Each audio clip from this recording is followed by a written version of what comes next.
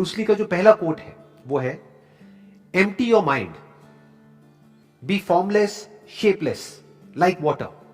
If you put water into a cup, it becomes the cup. You put water into a bottle and it becomes the bottle. You put it in a teapot, it becomes the teapot. Now water can flow or it can crash. Be water, my friend. हम जब भी कुछ भी करने जाते हैं तो पहले से ही जो हम करने वाले हैं उससे रिलेटेड हमारे माइंड में बहुत कुछ भरा होता है. फॉर एग्जाम्पल, अगर ब्रूस ली के ही स्टैंड पॉइंट से समझा जाए कि किस कॉन्टेक्स्ट से बोल रहे हैं, तो आपका जो ओपोनेंट है, वो जो सामने वाला है, उसके बारे में आपके माइंड में पहले से कुछ भी नहीं होना चाहिए. पहले से प्री कंसीव नोशंस नहीं होने चाहिए, क्योंकि हो सकता है पहले से जो आप सोच करके जा रहे हो वो बंदा अपना स्टाइल ही चेंज कर दे.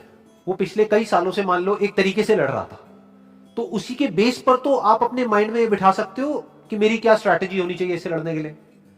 अब हो सकता है वो एक नई स्ट्रैटेजी बना करके आपके पास आ रहा है और आपको पता ही नहीं है. तो अगर आप पहले से ही अपने माइंड में ये बिठा करके जाओगे उससे लड़ने के लिए कि मुझे इस तरह से इससे लड़ना है, या फिर ये करेगा फिर मुझे ये करना है, तो आप हार जाओगे. तो वो क्या कह रहे हैं, एम्प्टी योर माइंड. मतलब जो भी वो करने वाला है उसके लिए तैयार रहो. Never have pre conceive notions in your mind about life. अगर वहां पे देखा जाए ब्रूस ली के कॉन्टेक्स्ट में, तो ओपोनेंट है सामने कोई. अगर हम अपने आप से रिलेट करें तो हमारी लाइफ में क्या होता है, इस ओपोनेंट को हम क्या बोल सकते हैं, लाइफ में जो प्रॉब्लम्स आ रही हैं, जो चैलेंजेस आ रहे हैं, जो भी मुश्किलें आ रही हैं, तो उनको अपने पास के नजरिए से मत देखो, नहीं तो आप फंस जाओगे.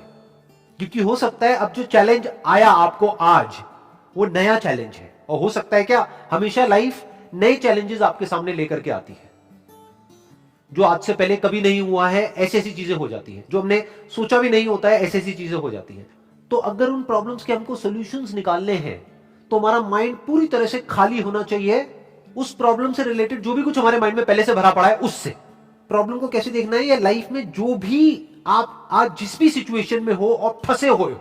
बहुत बार लाइफ में ऐसा होता है कि हम फंस जाते हैं, बट प्रॉब्लम क्या होती है, हम सॉल्यूशन निकाल रहे होते हैं अपनी मेमोरी के बेस पर, और हम और फंसते चले जाते हैं. क्योंकि जो हमने पास्ट में किया उसी वजह से तो हम इस सिचुएशन में फंसे हैं. सोचो, हम अपनी थिंकिंग की वजह से ही तो फंसते हैं लाइफ में जाकर के एक ना एक पॉइंट पे.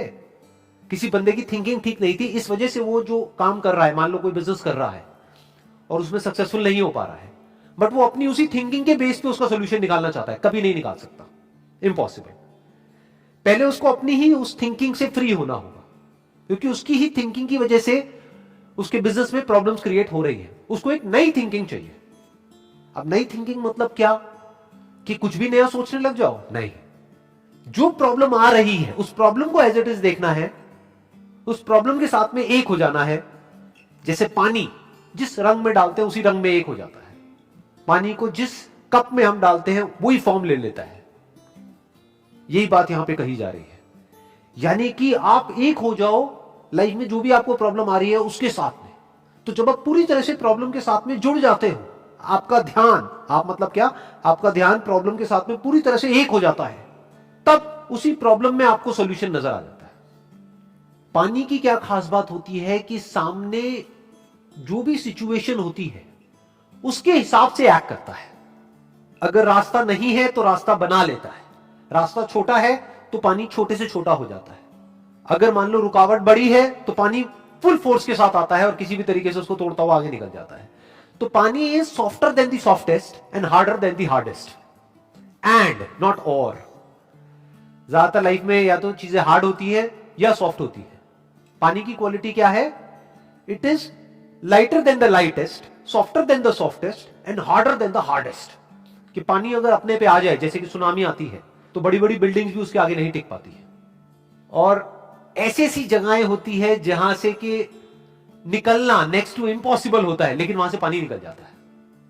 क्यों? क्योंकि it is flexible, it is softer then the softest.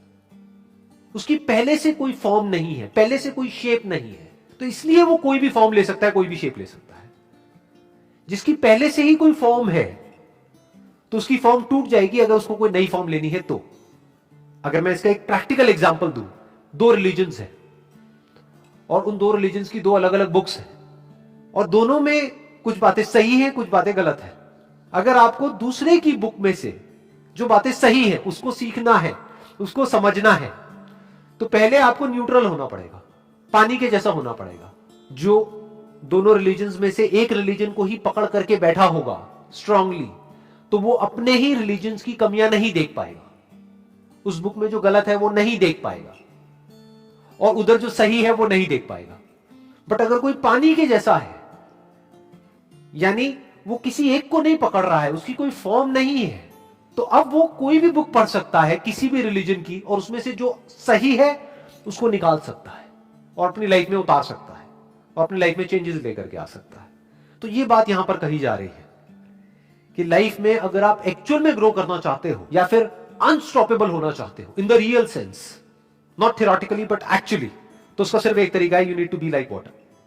Next quote is, do not pray for an easy life, pray for the strength to endure a difficult one. Do not pray for an easy life. क्यों? क्योंकि life तो easy है ही नहीं। तो अगर आप एक easy life के लिए प्रे कर रहे हो तो आपकी प्रेयर ही गलत हो गई, आपकी एक्सपेक्टेशन ही गलत हो गई।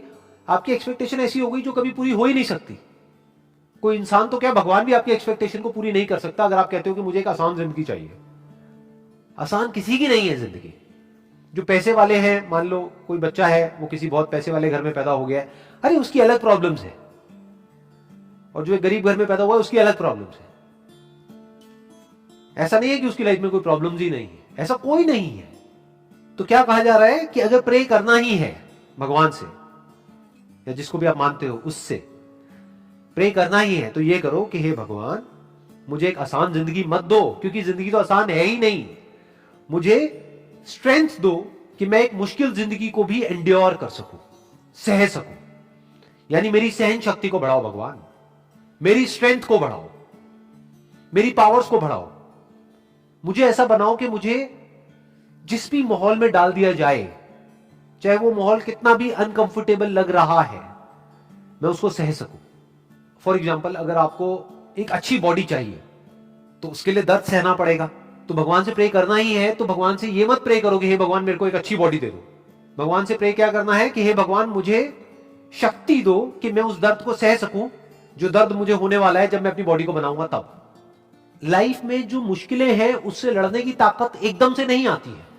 तो अगर आपको एक आसान जिंदगी मिल गई तो हो सकता है आपको यह भी लगे कि मेरे साथ में अच्छा हो रहा है, लेकिन एक्चुअल में आपके साथ अच्छा नहीं हो रहा है, बुरा हो रहा है। क्योंकि अगर आपको थोड़ी थोड़ी मुश्किलें मिलती रहे लाइफ में, तो धीरे धीरे आने वाले टाइम में आप इस लेवल पे आ सकते हो कि बड़ी से बड़ी मुश्किल से भी टकरा सकते। Next quote is, I fear not the man who has practised 10,000 kicks once, but I fear the man who has practised one kick 10,000 times. अगर इस कोट को हम ध्यान से समझे तो इसमें प्रैक्टिस को डिफाइन किया जा रहा है कि प्रैक्टिस का मतलब होता क्या है। जिसने प्रैक्टिस कर रखी है किसी एक काम की, बार बार बार बार बार बार बार बार बार बार जब हम प्रैक्टिस करते रहते हैं तो क्या होता है, तो हम एक स्टेट में चले जाते हैं जिस स्टेट को बोलते हैं द स्टेट ऑफ फ्लो। और स्टेट ऑफ फ्लो में क्या होता है कि वो काम अपने आप होने लग जाता है। एक है आपको सोच करके एक काम को करना होता है, तो बीच में एक फिल्टर आ गया। जैसे एक आदमी ने अगर एक किक की प्रैक्टिस 10 बार करी है, तो अब अगर उसको उस किक को उसी जगह पे मारना है, सामने वाले को, ओपोनेंट को, जिस जगह पे वो मारना चाहता है, मान लो नेक के यहां पर, तो उसको पहले सोचना पड़ेगा, वहां पर बड़ा दिमाग लगाना पड़ेगा, ध्यान लगाना पड़ेगा, तब जाकर के वो शायद हिट कर पाएगा। लेकिन अगर 10,000 बार उसने उसकी प्रैक्टिस कर रखी है या 1000 बार प्रैक्टिस कर रखी है एग्जैक्ट उसी की, तो अब उसको दिमाग लगाने की जरूरत नहीं है। या ये कह लो, ये जो दिमाग लगाने का काम है ये इतनी तेजी से हो जाएगा कि पता भी नहीं लगेगा, ऐसा लगेगा कि दिमाग लगा ही नहीं है। वो गैप बीच में से हट गया, यानी वो काम बहुत ही स्पीड से हो जाएगा। और स्पीड का ही सारा खेल होता है कि कौन सा काम कितनी स्पीड से हो रहा है, स्पेशली लड़ाई में, जिस कॉन्टेक्स्ट में कहा जा रहा है। फ्रैक्शन ऑफ सेकंड्स का डिफरेंस होता है कि जिस आदमी ने 10 बार प्रैक्टिस करी है, मान लो उसको वो किक सही जगह तक पहुंचाने में 1 सेकंड लगेगा, और जो दूसरा आदमी है उसको आधा सेकंड लगेगा। लेकिन ये आधा सेकंड का जो डिफरेंस आएगा वो इतना बड़ा है जिसकी कोई हद नहीं है, कि सामने वाले को आधा टाइम मिलेगा अपने आप को बचाने का, अपने आप को डिफेंड करने का। तो प्रैक्टिस से क्या होता है? प्रैक्टिस से आप एक फ्लो की स्टेट में चले जाते हो। फ्लो की स्टेट का मतलब क्या होता है कि वो काम अपने आप होने लग जाता है, बिना किसी एफर्ट के, बिना दिमाग लगाए वो काम अपने आप ही होने लग जाता है। जैसे कोई सिंगर है, उसने गाने को 1000 बार गा लिया है, अब वो स्टेज पे परफॉर्म कर रहा है, तो अब उसको दिमाग लगाने की जरूरत नहीं है, वो गाना अपने आप उसके अंदर से निकलने लग जाएगा। तो यहां पे एक्चुअल में प्रैक्टिस को डिफाइन किया जा रहा है, व्हाट इज प्रैक्टिस। और प्रैक्टिस जब भी हम लाइफ में करते हैं उसमें फोकस का बहुत बड़ा रोल है, नहीं तो वो प्रैक्टिस बेकार है। पहले आपको चूज करना पड़ेगा कि मुझे फोकस कहां करना है, और फिर जो भी उससे रिलेटेड नहीं है उसको मना करना होगा, उसको हटाना होगा। फिर जहां पर आपका फोकस है वहां पे रेपिटेशन चाहिए, बार बार उसको रिपीट करना होगा। इनफैक्ट रिपीट हो ही जाएगा ना, जब आप कुछ और कर ही नहीं रहे हो और वही एक काम कर रहे हो, आपके पूरा माइंड बॉडी एक ही काम में लग रहा है, तो अपने आप ही आप उसमें मास्टर होते चले जाओगे। इनफैक्ट एक कोटेशन है, practice makes the man perfect. ये सही नहीं है। क्यों? क्योंकि practice only in the right direction makes the man perfect. Practice तो दूसरा आदमी भी कर रहा है, 10,000 किक की प्रैक्टिस उसने करी है एक बार, तो प्रैक्टिस तो उसने भी करी है। और दूसरी तरफ से एक आदमी है जिसने एक ही किक की प्रैक्टिस 10,000 बार करी है। तो प्रैक्टिस से परफेक्शन नहीं मिलता है, practice along with focus in the right direction makes the man perfect.